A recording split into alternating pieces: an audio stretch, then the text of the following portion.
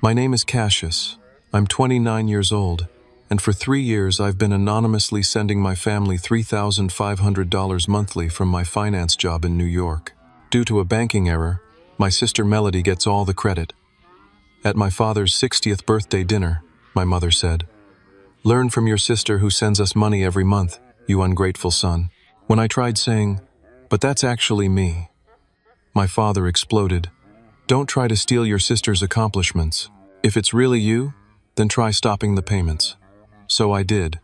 Before I continue, let me know where you're watching from in the comments. Hit that like and subscribe button. If you've ever had your achievements stolen by a sibling, you'll want to see what happened next. I grew up in a modest 2-story home in suburban Columbus, Ohio, with parents who never tried to hide their preference for my sister. Richard and Diana Hayes, my father and mother, had very different personalities, but shared one common trait.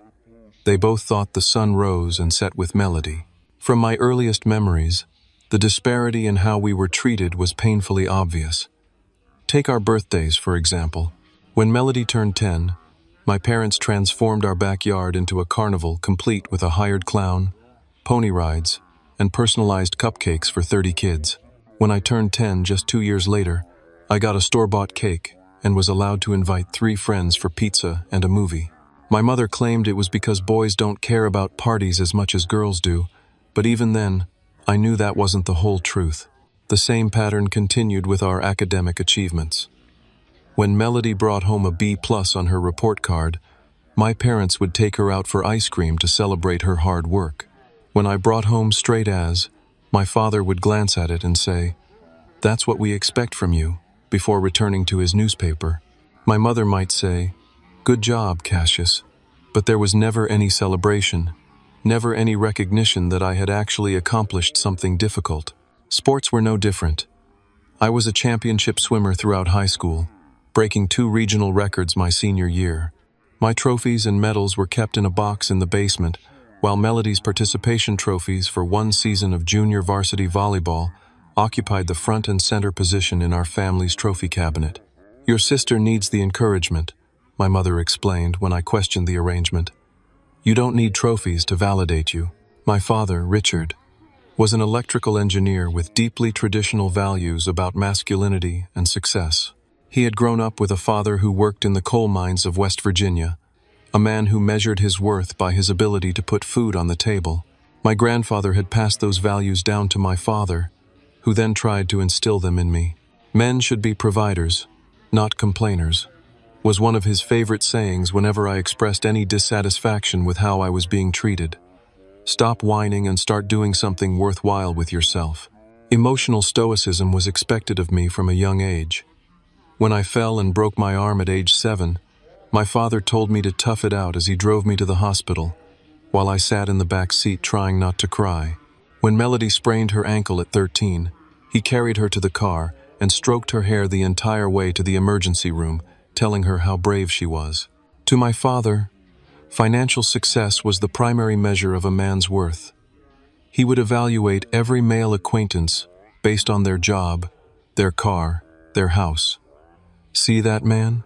he'd say, pointing out someone with a luxury vehicle at church.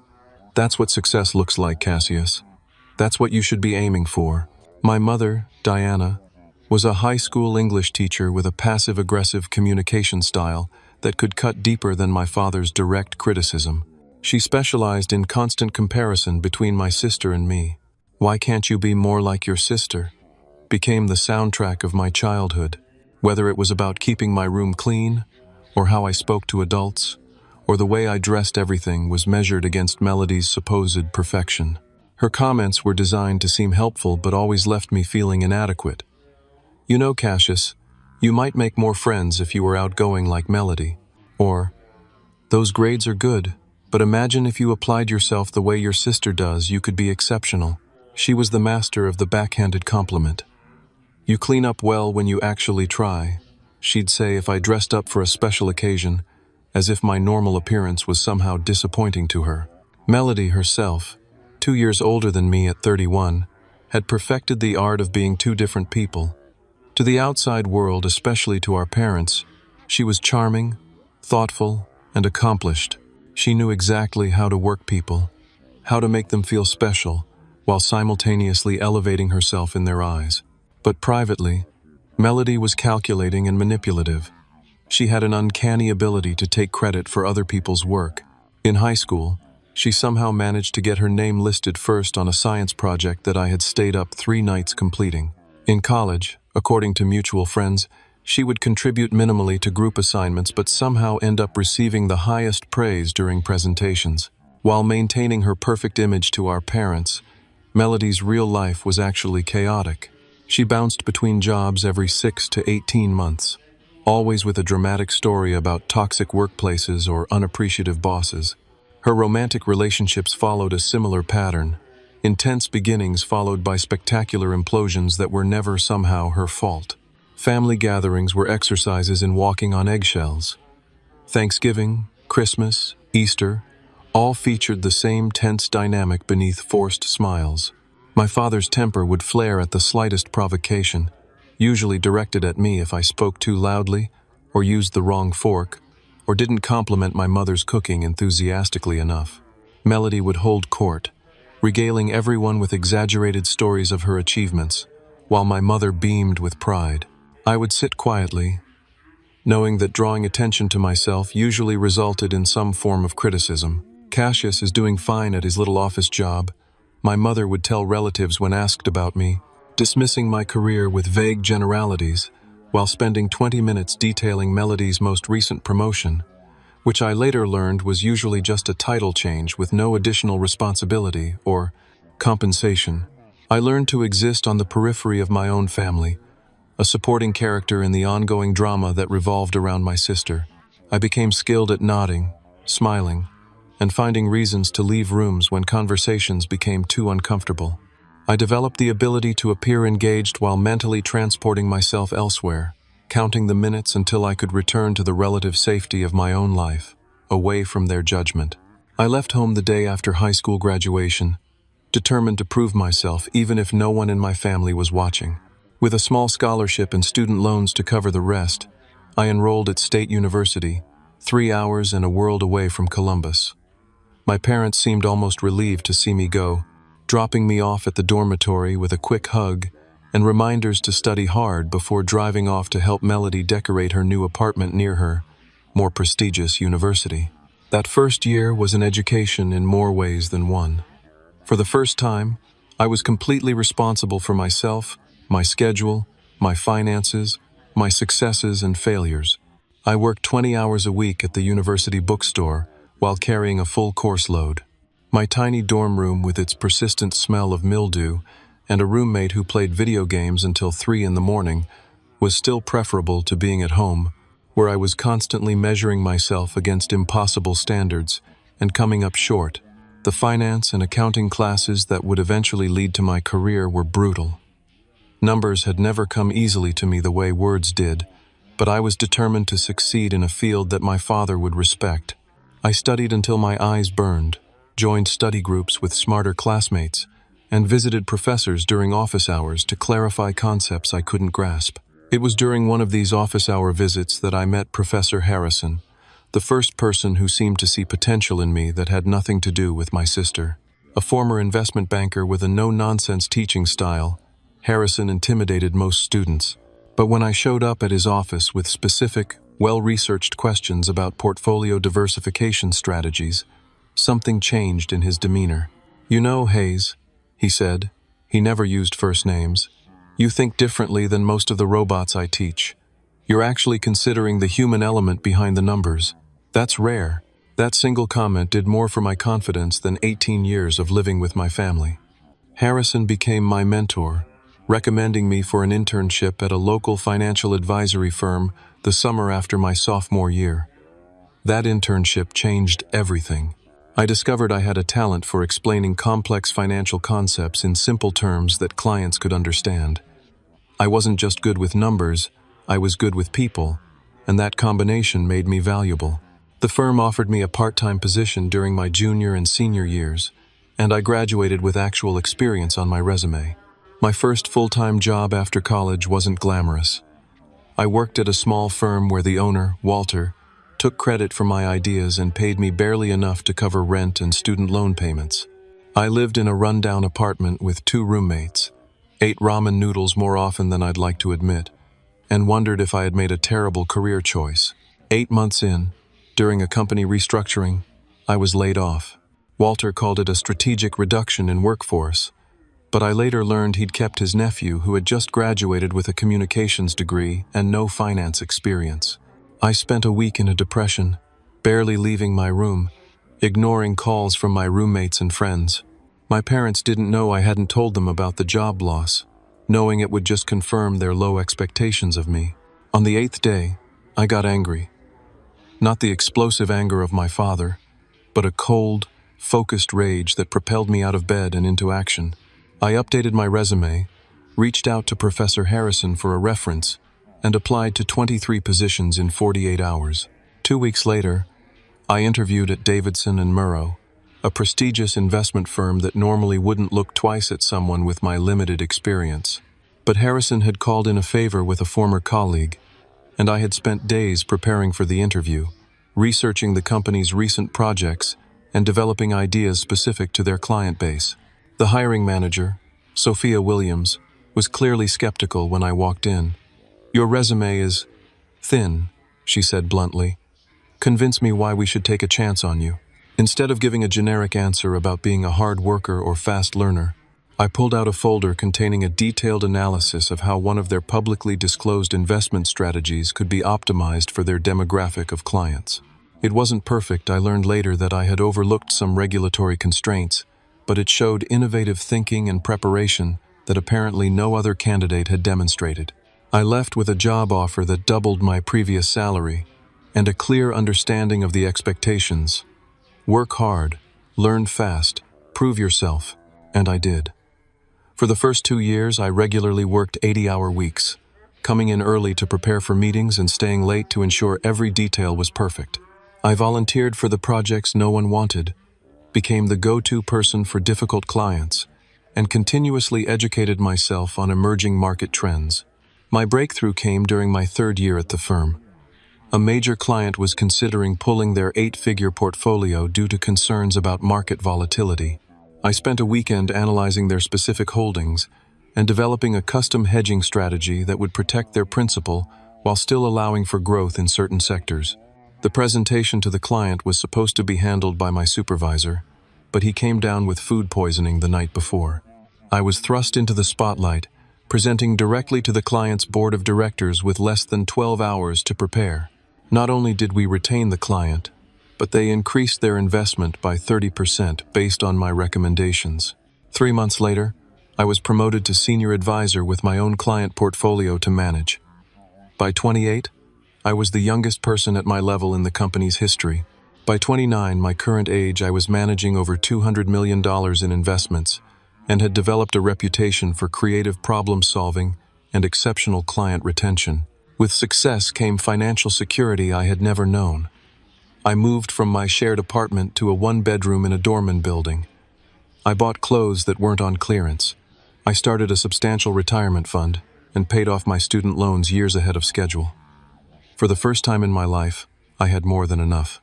It was around this time that I learned about my parents' financial struggles. My father had been forced into early retirement due to company downsizing, and my mother's teacher's pension wasn't enough to maintain their lifestyle. They hadn't saved adequately, assuming my father would work until 65 at his full salary. Despite years of emotional neglect, I couldn't bear the thought of them struggling.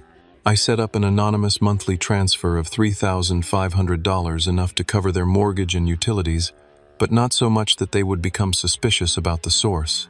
I instructed my bank to list it as a family support payment with no further details. What I didn't anticipate was a clerical error at the bank that somehow attached Melody's name to the transfers. I only discovered this months later when my mother called, gushing about how generous your sister was being and how she'd really stepped up for the family.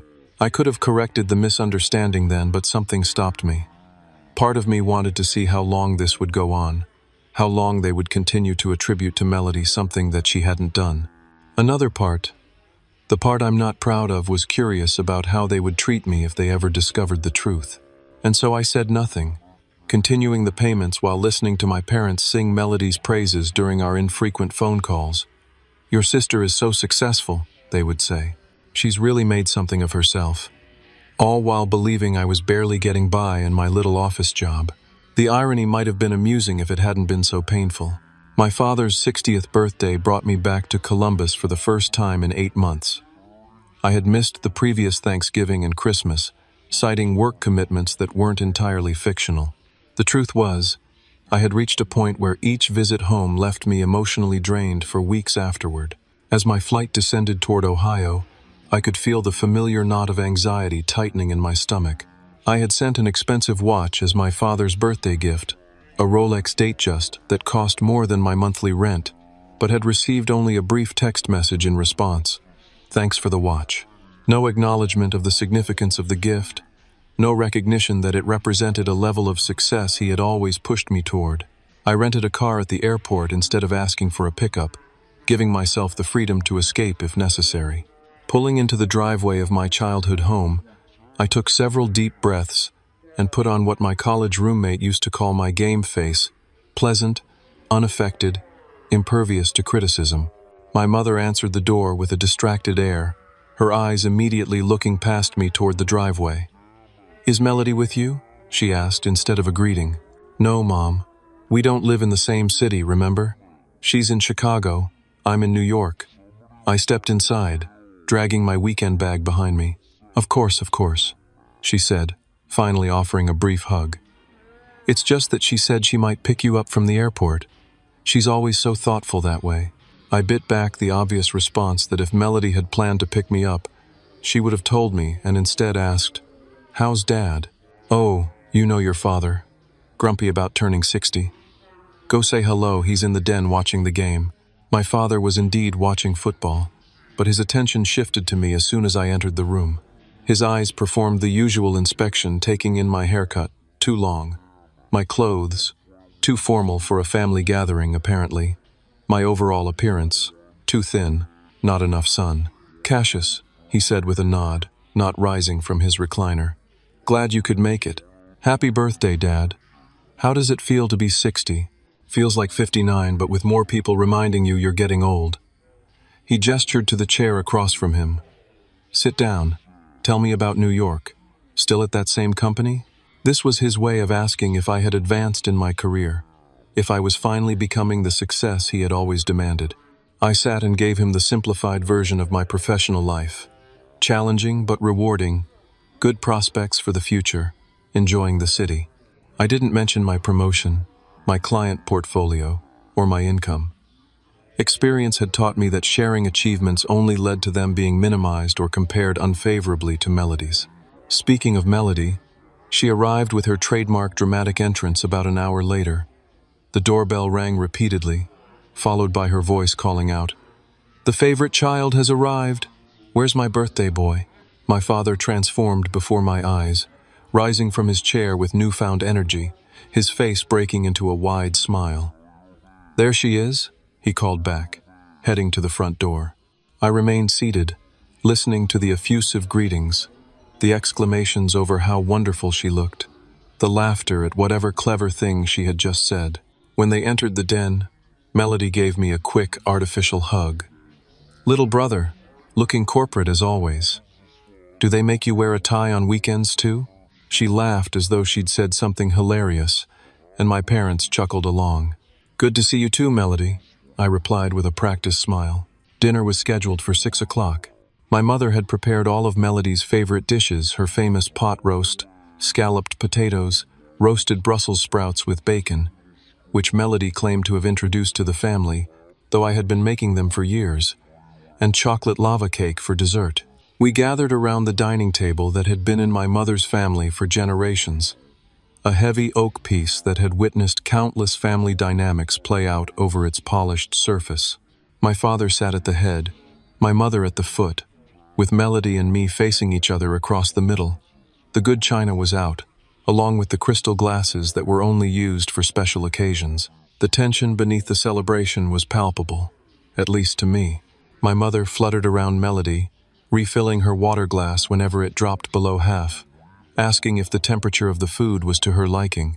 My father engaged her in animated conversation about her job in pharmaceutical sales, asking detailed questions about her clients and strategies. When the conversation occasionally turned to me, it was perfunctory. "And Cassius, how is your work?" my mother asked, during a lull, as though suddenly remembering I was there. Before I could respond, my father raised his glass. "Before we get too far into dinner, I'd like to propose a toast." We all lifted our glasses. To 60 years of life, not all easy, but all worthwhile. A man's legacy is built on the foundation of his family, and I'm proud of what we've created here. His eyes lingered on Melody as he continued. "Some of you have exceeded every expectation." Then, shifting briefly to me, "Others are still finding their way. But together, we represent the Hayes family values of hard work, determination, and loyalty." He concluded with a pointed statement that felt directed squarely at me. "Real achievement isn't about fancy addresses or impressive titles. It's about what you contribute to the people who raised you, who made you who you are." We clinked glasses, and I took a large swallow of wine, needing something to dissolve the lump forming in my throat. As we ate, my mother steered the conversation toward family finances, an unusual topic for a birthday dinner, but one that had clearly been planned. "Richard and I have been doing some recalculating lately," she began, setting down her fork. "With your father's early retirement and those medical bills from his heart scare last year, our savings aren't going as far as we'd hoped." My father looked uncomfortable but nodded in agreement. "The pension isn't what they promised, and inflation is eating away at what we put aside." I started to offer assistance to finally reveal that I had been the one helping them all along when my mother continued, her gaze fixed on Melody. "Thank goodness for your sister's monthly support. That $3,500 has been making all the difference. We've been able to keep the house, stay current on your father's medications, even help Mrs. Winslow next door when her furnace went out last winter." Melody smiled modestly, accepting the praise with a small nod. "It's nothing, really. You guys gave me everything growing up. It's the least I can do." Then my mother's eyes turned to me, her expression hardening almost imperceptibly. "You should learn from your sister, Cassius. She's been supporting this family for 3 years now while you've barely called, much less contributed." The unfairness of it hit me like a physical blow. 3 years of quietly supporting them, asking nothing in return, not even recognition. And here was my mother, comparing me unfavorably to the person who was taking credit for my generosity. "You've always been so focused on yourself," she continued. "Your job, your life in New York. You've never thought about what we might need back here." My father joined in, his voice carrying the disappointment I'd heard my entire life. "Your sister understands family responsibility. She's built a successful career and still remembers where she came from." Something inside me snapped. Not loudly, not dramatically, but definitively, like a twig underfoot in a silent forest. "Actually," I said, my voice calmer than I felt, "that's been me. I'm the one who's been sending the money every month." The table fell silent. My mother's face registered confusion. Melody's eyes widened in panic, and my father, his expression darkened like a thundercloud. "What are you talking about?" my mother finally asked. "The monthly transfers. There was a mistake at the bank.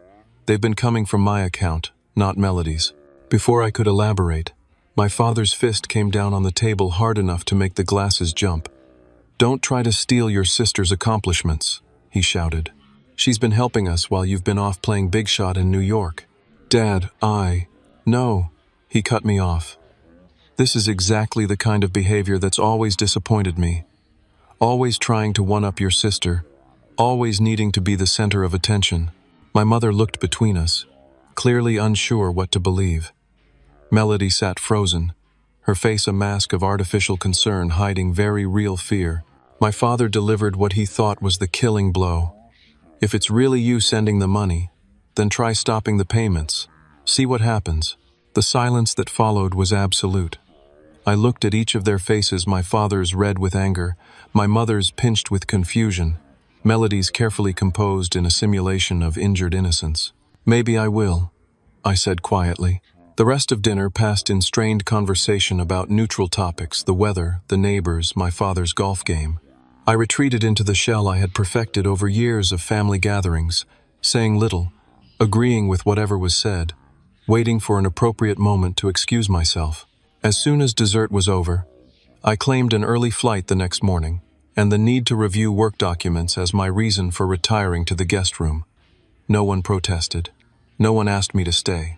In the quiet of that room, with its outdated wallpaper and the same twin bed I'd slept in as a teenager, I made a decision that would change everything. Later that night, I lay awake in the guest room, staring at the ceiling where glow-in-the-dark stars I had placed as a child still faintly emitted their greenish light.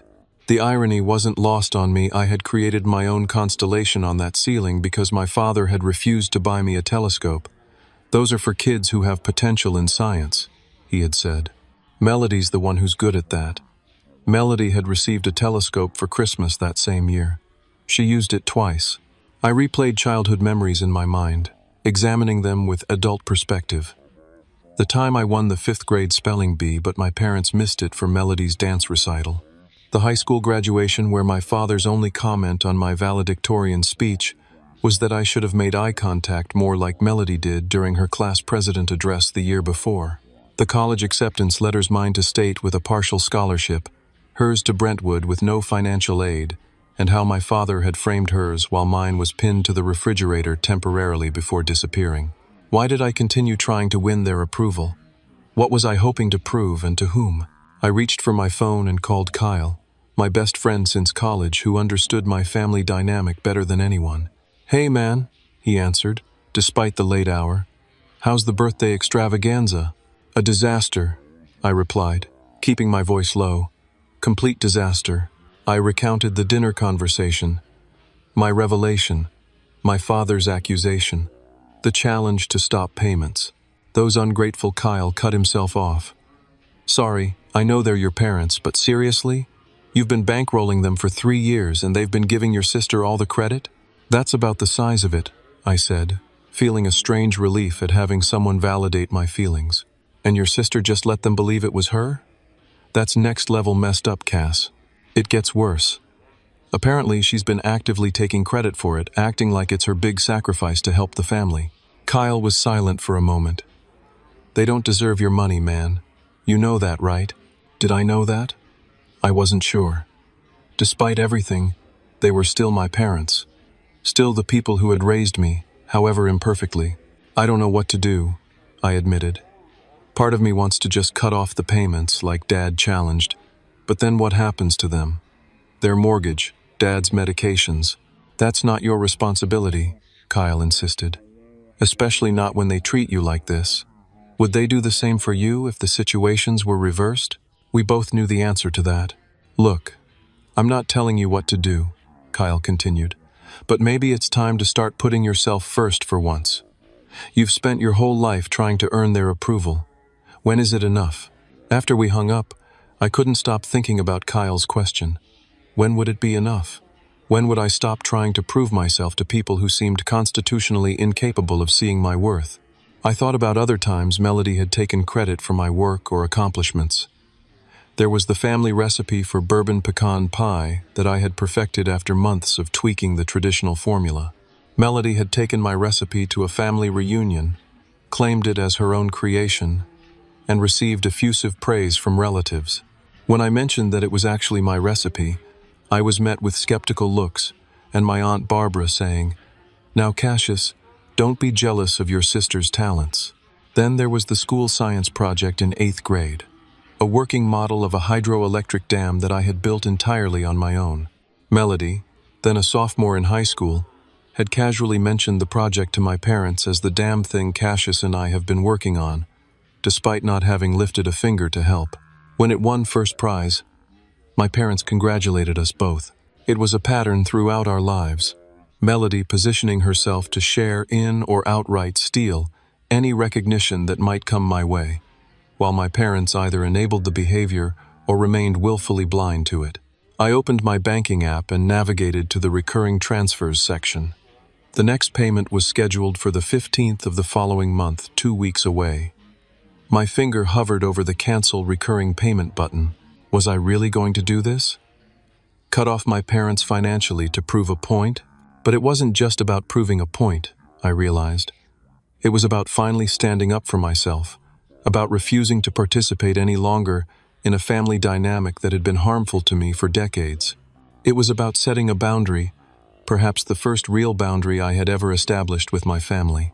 I pressed the button. A confirmation dialogue appeared. "Are you sure you want to cancel this recurring payment?" I was. I added a note to the final payment, scheduled to process in the morning. Last support payment from Cassius Hayes. The bank would see it, even if my parents never did. Sleep came eventually, a restless, dream-filled slumber where I kept trying to explain myself to my parents, but no sound would come out of my mouth. I left early the next morning, before anyone else was awake. I left a note on the kitchen counter, had to catch my flight. "Happy birthday again, Dad.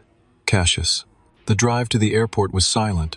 No radio, no calls, just the sound of tires on asphalt and my own thoughts churning. I felt hollow, as though I'd left behind more than just my family home.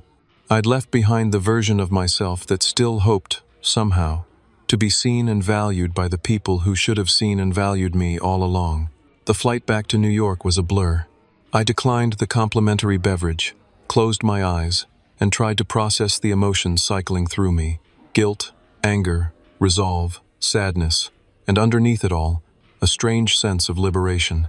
I was 33,000 feet in the air when I realized, for the first time in my life, I had chosen myself over my family's expectations or approval. Whether it was the right decision remained to be seen, but it was, undeniably, my decision. The month after my father's birthday passed quickly, filled with client meetings and market analyses that kept my mind occupied during working hours. But in the quiet moments, early mornings before my alarm, late evenings in my apartment overlooking the city lights, weekends, when friends were busy with their own lives, my thoughts inevitably turned to my family and the impending fallout. The 15th of the month arrived, and I checked my bank account to confirm what I already knew. The transfer had not been made. For the first time in 3 years, $3,500 remained in my account instead of going to my parents. I felt a complicated mixture of guilt and righteousness, wondering how long it would take them to notice. The answer came just 2 days later. My phone rang during a client meeting my mother's number. I sent it to voicemail and tried to focus on the presentation I was giving about emerging market opportunities. By the end of the day, I had 3 missed calls from her and a voicemail that carefully avoided the real issue. "Cassius, it's Mom. Could you call us back as soon as possible? We're having a bit of a financial emergency, and we'd like to discuss it with you. Hope you're doing well in New York." No mention of Melody, no reference to the missing payment, just a vague financial emergency that I was apparently now being included in. I didn't call back. Part of me felt petty for this choice, but another part recognized it as self-preservation. Any conversation now would devolve into accusations and guilt-tripping before the truth could even be addressed. The calls continued over the next week. My father started calling as well, his voicemails becoming increasingly pointed. "Cassius, it's Dad. Your mother has been trying to reach you. This is important family business. Call us back." And then, "Son, I don't know what game you're playing by ignoring our calls, but it stops now. Family has responsibilities to each other. Call us." Finally, "If you're trying to make some kind of point with this silent treatment, it's not working. It's just confirming what I've always said about your maturity level. Man up and call your parents." Still no direct mention of the money. Still dancing around the central issue. Melody was conspicuously silent during this time. No calls, no texts, which was unusual. She typically reached out at least once a month with some manufactured crisis or request for advice she had no intention of following. Her silence spoke volumes. Then, 18 days after the missed payment, my building doorman called up to my apartment. "Mr. Hayes, there's a Melody Hayes here to see you. She says she's your sister." I nearly dropped my phone. "She's in New York?" "Yes, sir.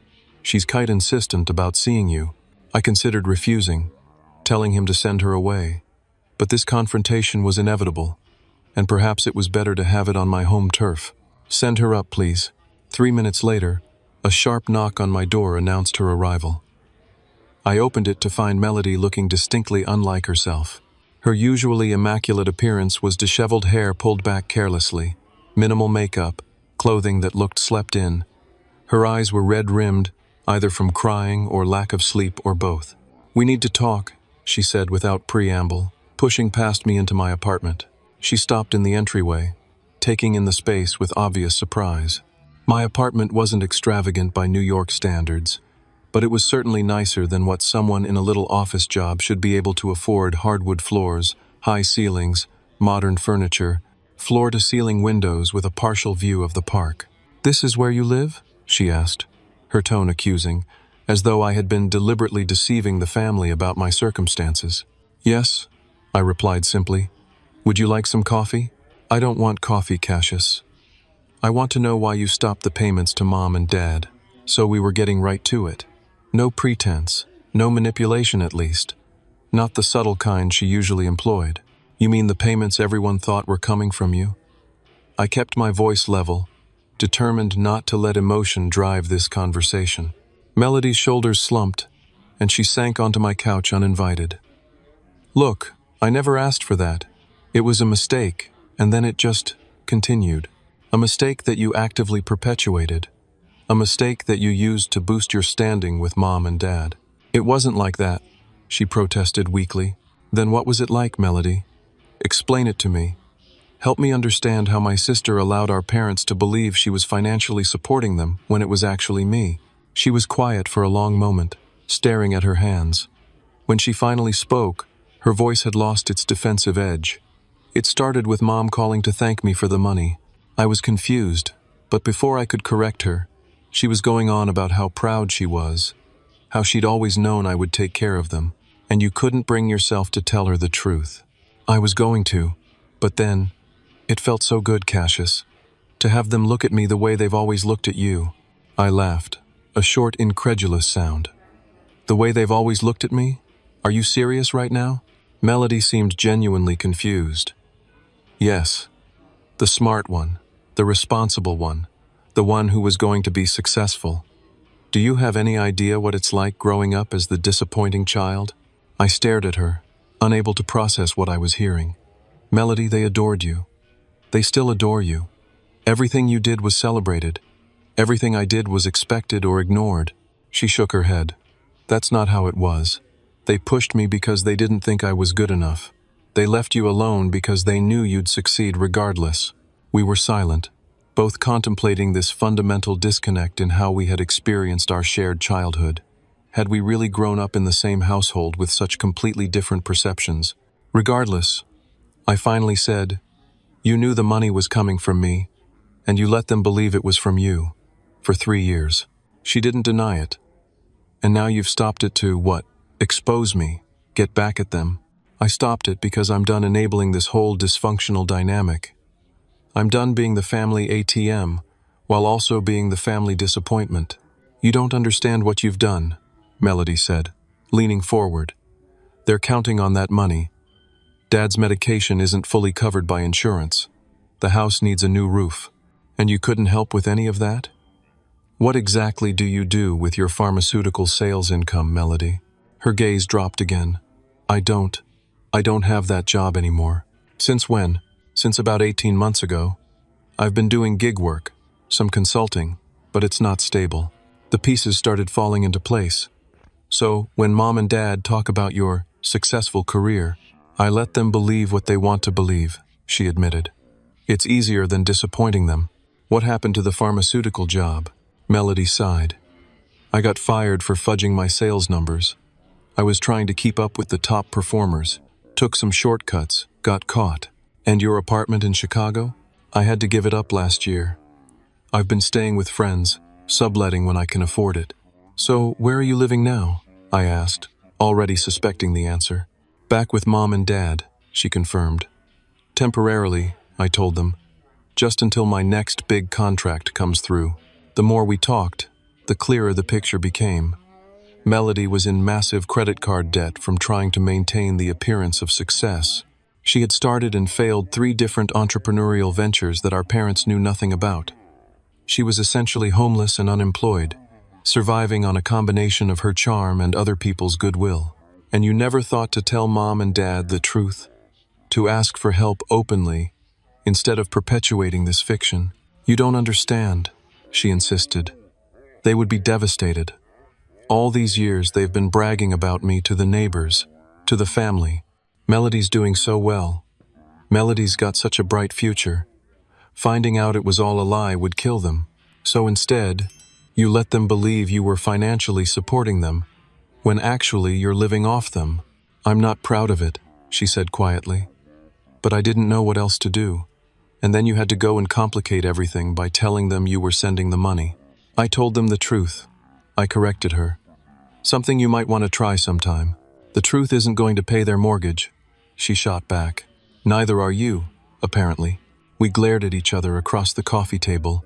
Years of sibling rivalry and resentment crystallized in this moment. So what happens now? She finally asked. Are you going to tell them everything? About me living with them? About the job? All of it? That's not my truth to tell, I said. But I'm not resuming the payments, Melody. Not until Mom and Dad understand who's really been supporting whom. They'll lose the house, she said, a desperate edge to her voice. Dad will have to stop some of his medications. Is that what you want? What I want is honesty. What I want is recognition for what I've contributed. What I want is to stop being the family scapegoat while you get credit for things you haven't done. Please, she said, and I was shocked to see tears in her eyes. I'm begging you. Just one more month, until I can figure something out. They'll disown me if they know the truth. They won't disown you, I said with absolute certainty. They've never held you to the same standards they've held me. They'll be disappointed, maybe angry, but they'll forgive you. They always do. What about you? She asked. Will you forgive me for letting this go on so long? I didn't have an answer for that yet. I need you to leave now, Melody. I have work tomorrow. Cassius, please. I'm done living in your shadow, I said, standing up to show her to the door. I'm done watching you take credit for my accomplishments. I'm done with all of it. The truth needs to come out, one way or another. And if I tell them myself? She asked, a last desperate attempt. That would be a start, I conceded. But it won't change my decision about the payments. She left without another word, shoulders hunched as though carrying a physical burden. I watched through my peephole as she waited for the elevator, wiping her eyes with the back of her hand. For the first time, I wondered if Melody was as much a victim of our parents' dysfunction as I was, just in a completely different way. 4 days after Melody's visit, my assistant buzzed my office intercom. Mr. Hayes, there are 2 people here to see you. They don't have an appointment, but they're saying they're your parents? I froze, fingers hovering over my keyboard. I had been in the middle of drafting an investment proposal for a potential new client, focused, productive, temporarily free of family drama. Now reality came crashing back. How did they even find my office? I wondered aloud, though I suspected Melody had given them the address. Should I ask them to wait, or? My assistant prompted when I didn't respond. I glanced at my calendar. I had a meeting in 45 minutes that I couldn't reschedule. Tell them I'll be out in 5 minutes, I said, needing the time to compose myself. I straightened my tie, took several deep breaths, and tried to prepare for whatever was coming. Then I walked out to the reception area where my parents were waiting. They looked out of place in the sleek, modern office with its glass and chrome aesthetics. My father wore what I recognized as his church suit, slightly outdated but well-maintained. My mother had on a floral dress I'd seen her wear to weddings and funerals. They had dressed up to come confront me, as though this were a formal occasion requiring their Sunday best. Mom, Dad, I said, hyper-aware of my assistant and several colleagues within earshot. This is a surprise. We need to talk to you, my father said, his voice carrying in the quiet reception area. Now, I have a meeting soon, but we can go to a coffee shop around the corner, I offered, wanting to avoid a scene at my workplace. Fine, he agreed curtly. We walked in uncomfortable silence to the elevator, rode down 23 floors without speaking, and made our way to a small cafe I frequented during lunch breaks. After ordering black coffee for my father, herbal tea for my mother, an Americano for me, we settled at a corner table away from other patrons. My father wasted no time. What did you do to the money? Not how are you? Or nice office, Straight to accusations. I stopped the transfers, I said calmly, just like you challenged me to at dinner. This isn't a game, Cassius, he snapped. Your mother and I have financial obligations. The mortgage payment was due yesterday. Your sister has been supporting us for years, and suddenly the money stops right after you make some ridiculous claim that it was coming from you? My mother jumped in, her voice quavering. We don't understand why you'd do something like this. Why you'd try to interfere with your sister's help. I looked between them, these people who had raised me, but somehow never really seen me. It's not a claim. It's the truth. I've been sending that money every month for 3 years. That's absurd, my father dismissed. You can barely afford that apartment in New York on what you make. You have no idea what I make, Dad. You've never asked. Don't try to change the subject. Your sister confirmed that the payments come from her account. She showed your mother the bank statements. That was unexpected. Melody had actually falsified documents to maintain her lie. How far was she willing to go? Those statements aren't real, I said. If you'd like, I can show you the actual transfers from my account. I have the records right here. I reached for my phone. More fabrications. My father scoffed. I'm disappointed in you, son. I thought we raised you better than this. My mother's approach was more emotional. Cassius, honey, we're in real trouble here. The mortgage payment bounced. Your father's heart medication refill is due next week. We were counting on that money. The guilt trip was familiar territory. But this time, I was prepared for it. I understand this is difficult, I said evenly. But I'm not going to keep sending money anonymously while Melody gets the credit and I get criticized for not contributing to the family. So this is about recognition?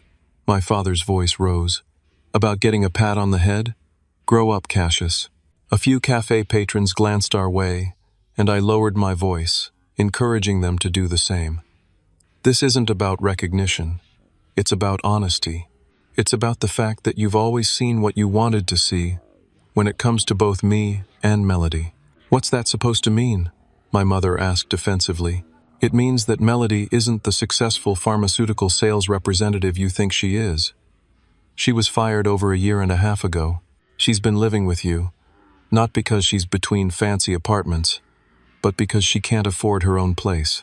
And she certainly hasn't been sending you $3,500 every month. My parents exchanged looks.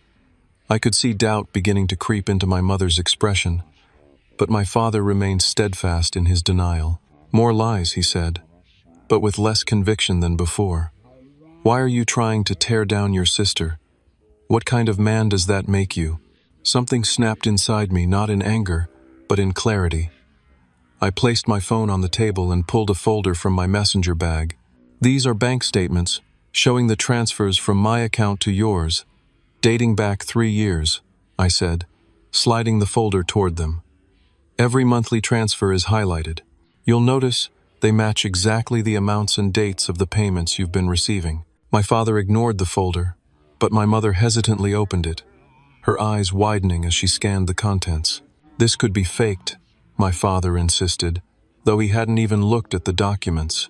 Then call the bank, I suggested, dialing a number on my phone and putting it on speaker. I have customer service on the line right now. They can verify the sender of those transfers. My father started to object, but I was already speaking to the customer service representative. Hello, this is Cassius Hayes.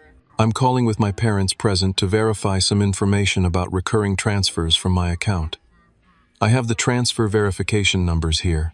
What followed was 5 minutes of the customer service rep confirming exactly what I had claimed, that I, Cassius Hayes, had been making monthly transfers to Richard and Diana Hayes for the past 3 years, that a system error had briefly shown an incorrect sender name on the recipient's end, and that the transfers had been discontinued as of the current month. By the time the call ended, the color had drained from my father's face. My mother was staring at the bank statements, flipping through them with trembling hands. I don't understand, she said quietly. Melody showed us her statements. Melody has been lying to you, I said gently, about a lot of things, but why would she? My father couldn't even complete the sentence. The foundation of his worldview, his golden daughter, his disappointing son was crumbling before his eyes. Because it was easier than telling you the truth, I said. because she knew how much her success meant to you, and she couldn't bear to let you down. My mother's eyes filled with tears. All this time, it was you helping us? I nodded. And we never. She trailed off, the implications of their behavior toward me finally sinking in. My father sat in stunned silence, his coffee cooling untouched before him. For the first time in my life, I was seeing him without his armor of certainty and judgment. He looked suddenly older, diminished. I want to be clear about something, I said, keeping my tone even. I didn't stop the payments to hurt you or to force this confrontation. I stopped because I'm no longer willing to participate in a family dynamic that's been harmful to me for most of my life. What do you mean harmful? My mother asked, genuine confusion in her voice. I mean the constant comparison to Melody, the criticism, the dismissal of my achievements, the assumption that I was less than less successful, less worthy of praise, less important to the family. We never thought that, she protested weakly. You may not have thought it consciously, but it's how you behaved. It's what you communicated to me every day growing up, and still do as an adult. My father finally spoke, his voice lacking its usual authority. So what happens now? Are you going to hold the money over our heads? Make us beg? No, I said firmly. I'm not like that, though I understand why you might think I am. You've never really known me. I paused, gathering my thoughts. Here's what I'm proposing. I won't be resuming the automatic monthly transfers. Instead, if you need help with specific expenses, the mortgage, Dad's medications, home repairs, you can ask me directly. I'll consider each request on its merits, but I'll expect to be treated with basic respect in return. And if we don't? My father asked, a hint of his old defiance returning. Then you'll need to find another solution. I'm not responsible for supporting you financially, especially not when that support comes with emotional abuse. Abuse? My mother echoed, shocked. We never abused you. Not physically. No. But there are other kinds of abuse, Mom. Constant criticism, favoritism, dismissing someone's feelings and experiences, those leave scars too. My phone buzzed with a reminder about my upcoming meeting. I need to get back to work, I said, standing up. I suggest you have an honest conversation with Melody. If you want to talk further after that, call me and we can set up a time. I left them sitting there, my father still stunned, my mother wiping tears from her cheeks with a napkin. It wasn't a perfect resolution, not by any means, but it was the first truly honest conversation we'd had in decades, and that was something. As I walked back to my office building, I felt lighter somehow, as though I'd set down a burden I'd been carrying for far too long. The next 2 months were the longest period I had gone without speaking to my parents since leaving for college. After the confrontation at the cafe, I returned to my work and my life, waiting for them to process everything they had learned and decide how or if they wanted to move forward. It wasn't easy. Years of conditioning had me reaching for my phone to call them whenever something significant happened, good or bad. I had to consciously remind myself that I was establishing a necessary boundary, not punishing them or myself. I began seeing Dr. Winters, a therapist specializing in family dynamics, on Kyle's recommendation. Our weekly sessions helped me understand that what I had experienced growing up had a name: differential treatment, a form of family dysfunction that can cause lasting psychological damage to the less favored child. What you're feeling is normal, she assured me during one particularly difficult session. The grief, the anger, the confusion, these are all appropriate responses to your experience. The question is, what do you want your relationship with your family to look like going forward? It was a profound question, one that I had never really considered. I had always accepted the relationship as it was, trying to fit myself into the role they had assigned me. For the first time, I was considering that I had a say in defining that relationship. Meanwhile, I strengthened connections with what Dr. Winters called my chosen family friends like Kyle, who accepted me without condition or comparison. We hiked in upstate New York on weekends, had dinner at each other's apartments, watched bad movies and laughed until our sides hurt. These relationships, built on mutual respect and genuine affection, were a revelation after years of striving for approval from my biological family. Then, 73 days after our confrontation, An email arrived from my father. The fact that he had emailed rather than called was significant in itself. He had always dismissed email as impersonal and lazy communication. "Cassius," it began, without his usual son salutation. "I've been trying to write this for weeks. Words don't come easily to me, especially these words. I owe you an apology, a big one. I've been unfair to you for most of your life. I favored your sister. I criticized you constantly. I dismissed your achievements. I was wrong." I read the paragraph several times, trying to process the fact that my father, who had never admitted fault in anything, who believed apologies were signs of weakness, was acknowledging his behavior toward me. The email continued. "Your mother and I have had many difficult conversations since that day in New York. We've also had some hard talks with Melody. The truth about her situation is worse than you told us. She's in significant debt. Her credit is ruined. The story she constructed about her success was entirely fictional. We're still coming to terms with how we missed the signs, and how our expectations might have driven her to such deception." He went on to request a meeting not at my apartment or their house, but somewhere neutral where we could talk without the weight of family history pressing down on us. "If you're willing," he concluded, "I'd like to start getting to know my son, the real Cassius, not the person I wrongly assumed you were." I showed the email to Dr. Winters at our next session. "What do you think?" I asked after she'd read it. "I think it shows significant self-reflection on your father's part," she said. "That's not easy for someone with his personality type. The question is, are you ready for this meeting? What are your expectations? What boundaries do you need to maintain?" We spent the rest of the session discussing these questions, preparing me for whatever might come next. I replied to my father's email, suggesting we meet that weekend on a bench in Central Park, public enough to discourage any major emotional outbursts, private enough for honest conversation. He agreed. Saturday arrived with perfect early fall weather, crisp air, golden sunshine, leaves just beginning to hint at their coming transformation. I arrived early and watched my father approach from a distance. He looked smaller somehow, less imposing than the figure who had loomed so large in my childhood. "Cassius," he said as he reached the bench, extending his hand formally. I shook it, noting the unfamiliar gesture between us. When had we last shaken hands? Had we ever? "Thanks for coming," I said, gesturing for him to sit. The first few minutes were tense and awkward. We discussed the weather, the park, neutral topics that required no emotional investment. Then, during a lull in the conversation, my father spoke. "I've been trying to pinpoint when it started," he said, looking straight ahead rather than at me. "When I began treating you and Melody differently. Your mother and I have talked about it a lot lately." "And?" I prompted when he paused. "I think it goes back to when you were born. Melody had been our only child for 2 years.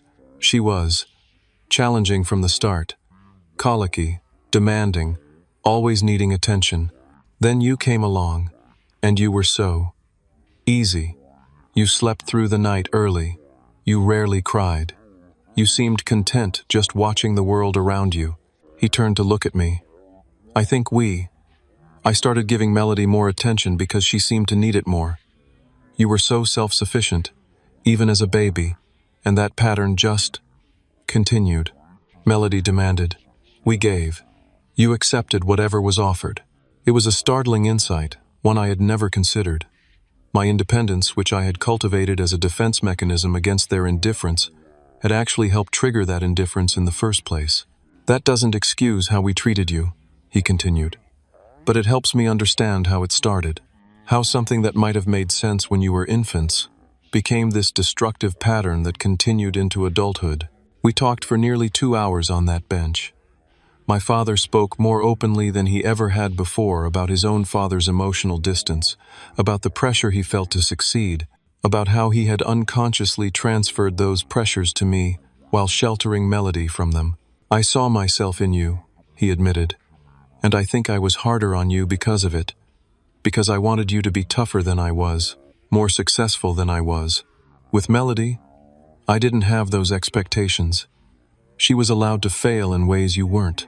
It wasn't a perfect explanation or a complete absolution, but it was the beginning of understanding. the first step toward a different kind of relationship. "What about Mom?" I asked. "How is she processing all this?" "She's having a harder time," he admitted. She genuinely didn't see the favoritism. In her mind, she was giving each of you what she thought you needed. Melody needed encouragement. You needed independence. She's embarrassed now, looking back and seeing it from your perspective. "And Melody?" My father sighed heavily. "That's complicated. She started therapy, which is good. She's moved in with us temporarily while she tries to get back on her feet. The depth of her financial problems, it's going to take years to fix. And she's struggling with her identity now that the fiction she created has collapsed." I felt a complicated mixture of sympathy for my sister and lingering resentment. "Has she talked about why she let you believe the money was coming from her?" "She says it started as a misunderstanding, but then she couldn't bear to correct it because of how proud we were of her. One lie led to another until she was trapped in this elaborate fiction." It sounded like Melody, always the victim of circumstances rather than the author of her own choices. But I kept that thought to myself. "I don't expect things to change overnight," I told my father as our conversation wound down. "There's a lot of history between us, a lot of hurt feelings on all sides, but I'm willing to try if you are." "I'd like that," he said, and for the first time that day, I saw the glint of tears in his eyes. "Your mother and we've missed a lot. We'd like the chance to know who you really are, not who we assumed you were." In the months that followed, we established a new pattern of communication. Monthly video calls replaced sporadic, tension-filled visits. My parents made genuine efforts to ask about my work, my friends, my interests, topics that had rarely featured in our previous interactions. I kept my word about the financial arrangement. When they needed help with specific expenses, they asked directly, and I provided assistance when I could. It wasn't always comfortable. Old patterns of behavior don't disappear overnight, but it was honest in a way our relationship had never been before. My mother eventually called to offer her own apology, less eloquent than my father's but sincere in its way. "I never meant to make you feel less loved," she said, her voice breaking. "I just didn't know how to mother such different children. I got it wrong with both of you, in different ways." Melody and I established a fragile truce. She sent a text apologizing for the money situation, which felt inadequate but was a start. We weren't close, and might never be, but we were civil when family circumstances brought us together. Throughout this gradual healing process, I held firm to the boundaries I had established with Dr. Winter's help. I didn't allow criticism disguised as concern. I spoke up when old patterns emerged. I maintained my own life and priorities, even as I worked on rebuilding family connections. Healing isn't linear, Dr. Winters reminded me during a session marking 6 months since the confrontation. There will be setbacks, moments when old hurts resurface. The key is to acknowledge them without letting them dictate your response. She was right. There were difficult conversations, misunderstandings, times when I questioned whether the effort was worth it. But there were also moments of genuine connection that would have been impossible before my father asking for advice about retirement investments, my mother sending a thoughtful birthday gift that reflected my actual interests, a holiday gathering where I felt like a valued family member rather than an afterthought. We weren't a perfect family. We might never be. But we were moving towards something healthier than what we had before. The most profound change, though, wasn't in my parents or my sister, it was in me. I no longer measured my worth by their approval. I no longer felt the need to prove myself through financial success or career achievements. I had learned to validate my own experiences and emotions without external confirmation. In the process of standing up for myself, I had discovered my own strength, not the cold, defensive strength I had cultivated in opposition to my family's treatment, but something warmer and more authentic. The strength to be vulnerable, to set boundaries, to forgive without forgetting, to offer connection without sacrificing self-respect. Sometimes the truth hurts before it heals. Sometimes old wounds need to be reopened before they can properly mend. And sometimes, the family we build from the broken pieces of our past is stronger than the one we started with. Have you ever had to stand up to your family to be seen for who you really are? Share your story in the comments below. If this resonated with you, please hit that like button and subscribe to hear more real-life experiences. Remember, it's never too late to set healthy boundaries and seek the respect you deserve. Thank you for listening. And remember that your worth is not defined by others' perception of you, even when those others are family.